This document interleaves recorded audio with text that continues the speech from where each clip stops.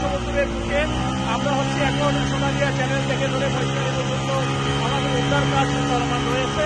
এই শিক্ষার্থী নিখোঁজ হয়েছে তার খুঁজে আমরা ইতিমধ্যে সমুদ্র যে সংস্থান এই মুহূর্তে একদম আমরা গভীর সমুদ্রের মাঝখানে রয়েছে, বিশাল বিশাল ঢেউ উঠছে এই মুহূর্তে।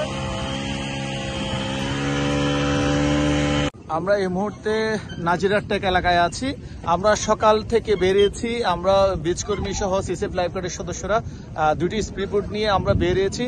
নাজিরারটেক থেকে ধরে খুরুশকুলের নাম নদীর এই পাশ থেকে ধরে সোনাদিয়া চ্যানেল থেকে ধরে মহেশখালী পর্যন্ত আমরা পুরো জায়গায় খুঁজেছি। এখনো পর্যন্ত আমরা নাজিরারটেক অবস্থান করছি।